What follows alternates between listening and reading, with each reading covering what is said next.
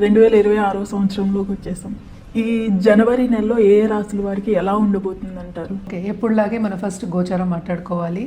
So గోచార రీత్యానే మనం ఎప్పుడు రాశి ఫలితాలు అనేది చెప్పుకోవడం అనేది జరుగుతుంది. అంటే ఏంటి, గోచారం అంటే ప్లానెట్స్ తిరుగుతూనే ఉంటాయి. 12 రాశులు తిరుగుతాయి, 9 ప్లానెట్స్ మనకు తెలుసు. సో కొంతవరకు ఏంటంటే కొన్ని రాసుల వారికి బాగుంటుంది, కొన్ని రాసుల వారికి అంత బాగుండదు. సో జనరల్గా మాట్లాడుకోవాలి అంటే ఫస్ట్ మనం నేను ఎప్పుడైనా మాట్లాడే స్టార్టింగ్ ఏమో శని భగవాన్తో మొదలెడతాను. శని ప్రస్తుతం ఏంటంటే మీన రాశిలో ఉన్నారనమాట. సో ఆయన ఈ నెల అంతా ఇక్కడే ఉంటున్నారు, ఈ సంవత్సరం కూడా ఇక్కడే ఉంటున్నారు. అలాగే మనం చూసాము అంటే జూపిటర్, నెక్స్ట్ మనకి గురు మహారాజేమో మనకేమో ప్రస్తుతం జెమిని అంటే ఏంటి మిథునంలో ఉన్నారు, ఆయన రిట్రోగ్రేషన్లో ఉన్నారనమాట. ఈ నెల అంతా ఇక్కడే ఉంటారు. తర్వాత మనకి మోస్ట్ ఇంపార్టెంట్ మనం చెప్పుకోవాలి అంటే కనుక సూర్య భగవానుడు సంక్రమణ జరగబోతోంది. అది జనవరి 14కి ఎక్కడ మకరానికి. సో మకర సంక్రాంతి అనేది మనకి స్టార్ట్, అంటే సంక్రాంతి నుంచి మనకి స్టార్ట్ అయినప్పుడు ఉత్తరాయణం అనేది స్టార్ట్ అవుతుంది. సో ఇప్పుడు దీని తర్వాత మనకి ముహూర్తాలు ఉంటే మనకి తెలుసు, జనవరి ఎండ్ నుంచి ఫిబ్రవరి మనకి ఏప్రిల్ అంతవరకు మంచి ముహూర్తాలు ఉంటాయి, చాలా పెళ్ళిళ్ళు అవుతాయి, మంచి జరుగుతుంది, చాలా బాగుంటుంది అని చెప్పడం జరుగుతుంది. అదొకటి కాకుండా మనం నెక్స్ట్ మనం మాట్లాడవలసింది మార్స్ అంటే కుజుడేమో ప్రస్తుతం మనకి ధనుర్లో ఉన్నారు. మనం మాట్లాడుకున్నాం కూటమి జరుగుతోంది అని చెప్పేసి ధనుర్లో. సో ఆయన ఏంటంటే మనకి 16th జనవరికి ఏంటంటే మకరానికి మూవ్ అవుతున్నారనమాట.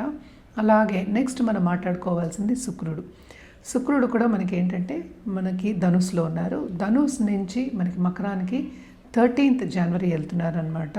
మళ్ళీ నెక్స్ట్ మోస్ట్ ఇంపార్టెంట్ ప్లానెట్ మనకి బుద్ధి జ్ఞానం ఇచ్చేది మనకి బుధుడు. సో బుధుడు కూడా ఇక్కడ ఏంటంటే ప్రస్తుతం ఆయన ధనుస్లో ఉన్నారు. అంటే 17th జనవరికి ఏమో మకరానికి వెళ్తున్నారు అనమాట. మళ్ళీ ఏంటంటే మొత్తం కూటమి మనకి ఇక్కడ మకరంలో జరగబోతుంది అనమాట. నెక్స్ట్ మనం మాట్లాడుకోవాల్సింది రాహుకేతువులు. రాహు ఏంటంటే ప్రస్తుతం కుంభంలో ఉన్నారు, కేతు ఏమో మనకి తెలుసు సింహంలో ఉన్నారు. సో ఈ రెండు కూడా ఈ నెల అంతా ఇక్కడే ఉంటున్నాయి అన్నమాట. సో ఇదన్నమాట గ్రహచారం. మనం దీన్ని బట్టి మన రాశి ఫలితాలు అనేది మాట్లాడుకోవాలి. ఎప్పటికైనా సరే జనరల్గా మనం ఈ నెల ఏం చేయాలి అంటే కనుక తప్పక ఎవ్రీ డే సూర్యభగవాన్, ఎందుకంటే మేజర్ మూమెంట్ సూర్యుడు ఉంది. అలాగే మనకి ఈ గ్రహాలన్నీ మూమెంట్లు ఉన్నాయి కనుక సూర్యభగవాన్ని రోజు అర్ఘ్యం ఇవ్వడం కానీ, అలాగే ఏంటంటే కాసేపు ఎండలో వెళ్ళి స్పెండ్ చేయడం కానీ చాలా మంచిది. అన్ని రాసుల వారు జనరల్గా మనం చెప్తాం హెల్త్కి మంచిది. అలాగే అర్ఘ్యం ఇచ్చినప్పుడు ఏంటంటే చాలా ఒంటికి కూడా మంచిది. అర్ఘ్యం ఇస్తాం కదా, ఆ నీళ్ళు కూడా తాగుతారు. సో అది ఇచ్చినప్పుడు కూడా చాలా మంచిదన్నమాట. సో ఇది ఫస్ట్ సూర్యభగవానికి కంటిన్యూస్గా పూజ చేయొచ్చు. అలాగే నవగ్రహ చుట్టూ ప్రదక్షిణ చేయడం కానీ, నవగ్రహ పూజలు చేయడం కానీ చాలా మంచిది. మనకి తెలుసు సూర్యభగవానుడు జనరల్గా మనం ఎప్పుడు చెప్పేది సోలార్ సిస్టమ్కి మనం కింగ్ అని చెప్పుకుంటూ ఉంటాం, అంటే అధిపతి కింద నేను చెప్తాను. అన్నీ సూర్యుడి చుట్టూ తిరుగుతూ ఉంటాయని చెప్తూ ఉంటాం, మనకి తెలిసిందే. సో సూర్యుడిని కొలవడం అనేది ఈ నెల అంతా చాలా చాలా మంచిదన్నమాట. ఎవరైనా దేవి పూజలు చేస్తే తప్పక దేవి పూజలు చేయండి, చాలా చాలా మంచిది. అలాగే రుద్రాక్ష విషయానికి వస్తే కనుక తప్పక వీళ్ళ ఏకముఖి రుద్రాక్ష వాళ్ళు తీసుకుని ధరించడం అనేది చాలా మంచిది ఈ నెలలో ఎస్పెషలీ. అలాగే మనకి తెలుసు జనవరి కూడా first month of the year. So ఏకముఖి ధరించడం అనేది మంచిది. అలాగే ఏంటంటే ఎవరైనా నేను ఇందాక చెప్పినట్టు దేవి పూజలు చేస్తున్న వాళ్ళైతే తప్పక ఏ దేవి పూజలు చేస్తున్నా కూడా ఆపద్దు, కంటిన్యూ చేయండి. సో ఇవి జనరల్ రెమెడీస్. ఒక్కొక్క రాశి వారిగా మనం రెమెడీస్ అనేవి మాట్లాడుకోవడం అనేది జరుగుతుంది. సో ఎవరెవరికి ఏల్నాటి శని ఉందో ఇప్పుడు చూద్దాము. ఏల్నాటి శని ఉన్న వాళ్ళు ఏంటంటే మనకి మేషానికి, అలాగే మీనానికి, అలాగే కుంభానికి. సో కుంభానికి ఏంటంటే లాస్ట్ ఘట్టం, అంటే లాస్ట్ 2.5 years. అలాగే మీనానికి సెకండ్ ఘట్టం, ఇంకా ఏంటంటే ఇంకా 5 ఏళ్ళ లోపల ఉందన్నమాట. సో మేషానికి ఏంటంటే ఇప్పుడే స్టార్ట్ అయింది కనుక ఇంకా 6-7 years, ఆల్మోస్ట్ 7 years వరకు ఉంటుందన్నమాట. అలాగే మనం చూసామంటే జూపిటర్ గురు రిట్రోగ్రేషన్లో ఉన్నారు. సో కొంతవరకు కొన్ని రాశుల వారికి ఇబ్బందిగా ఉంటుంది. అలాగే ఏ రాశి వాళ్ళకి బాగుంది అనేది చూద్దాం. ఎప్పుడులాగే మనం చెప్పవలసిన వృషభ రాశి వాళ్ళకి, అలాగే ఏంటంటే మనం చూసామంటే కర్కాటక రాశి వాళ్ళకి, అదొకటి కాకుండా మనం చూసామంటే మనకి వృశ్చిక రాశి వాళ్ళకి, అలాగే ధనుర్ రాశి వాళ్ళకి కొంతవరకు బాగుందన్నమాట. అండ్ ఆల్సో మనం చూసామంటే ఇక్కడ మనకి కుంభరాశి కూడా యాడ్ చేసుకోవాలి. కుంభరాశి వాళ్ళకి కూడా చాలా బాగుంది, ఎందుకంటే జూపిటర్ చూపు ఉంది, రిట్రోగ్రేషన్ అయినప్పటికీ కొంతవరకు వీళ్ళకి కూడా ప్లస్ పాయింట్స్ అనేవి మనకు కనిపిస్తున్నాయి. అంటే ఎల్నార్స్ని కూడా ఉంది. సో ఇవన్నీ కాకుండా కొన్ని ప్లస్ పాయింట్స్ అనేవి మనకు కనిపిస్తున్నాయి అన్నమాట. ఇది గ్రహచారం. సో నెక్స్ట్ మనం మాట్లాడుకోబోయేది ఇప్పుడు రాశి ఫలితాలు మాట్లాడుకుందాం. మేడం, ఈ జనవరి నెలలో కర్కాటక రాశి వారికి ఎలా ఉండబోతుంది అంటారు? కర్కాటక రాశి వాళ్ళకి బాగుంటుందనే చెప్పాలి. కానీ ఏదైనా ఖర్చుతో కూడిన పని. బలంగా 12th ఏమో మనకి జూపిటర్ కూర్చుని ఉన్నారు.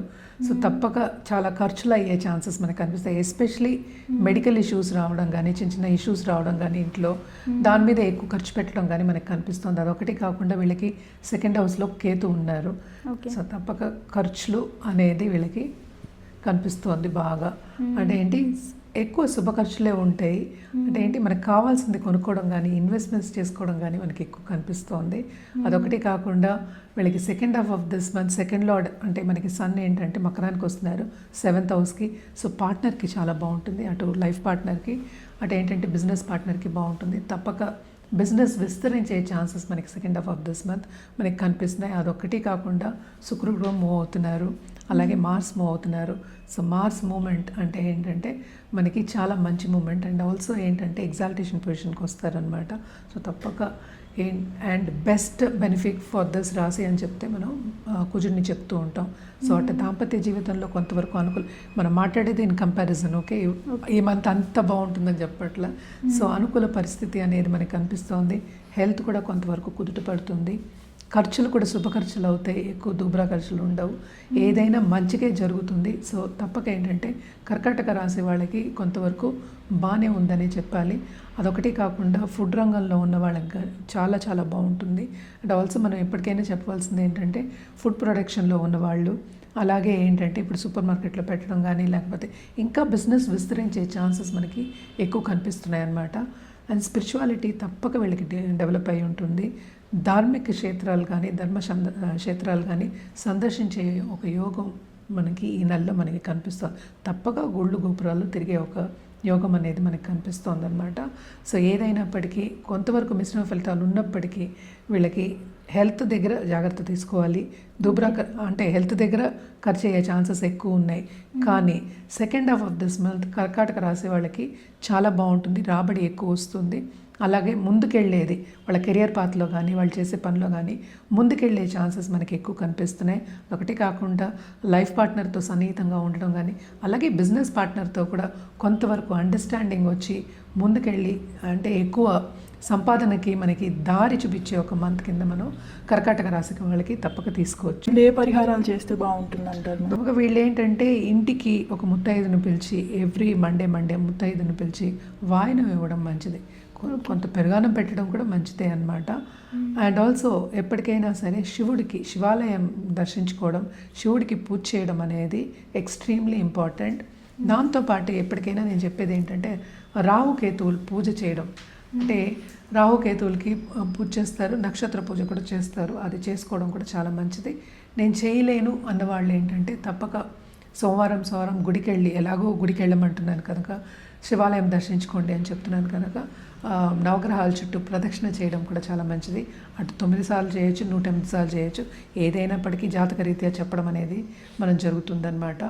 వీళ్ళు కూడా ఏంటంటే రుద్రాక్ష విషయానికి వస్తే కనుక ద్విముఖి రుద్రాక్ష వేసుకోవడం చాలా మంచిది. అలాగే సప్తముఖి రుద్రాక్ష కూడా వేసుకోవచ్చు, చాలా చాలా బాగుంటుంది.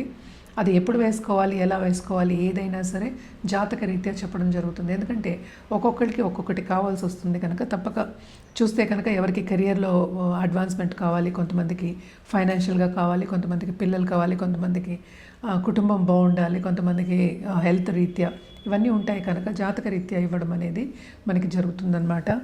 అలాగే కలర్స్ విషయానికి వస్తే కనుక తప్పక వీళ్ళు ఎవ్రీ మండే రెడ్ వేసుకోవడం చాలా మంచిది. అండ్ మార్స్ కలర్ అది. అలాగే మనకి ఏంటంటే ఉత్సాహం కూడా వస్తుంది. రెడ్ అంటే ఏంటంటే కొంచెం ఎనర్జీ మనకి ఫాస్ట్గా అంటే పుష్ అనేది వస్తుంది కనుక రెడ్ వేసుకోవడం, దాంతోపాటు గోల్డ్ వేసుకోవడం చాలా మంచిది.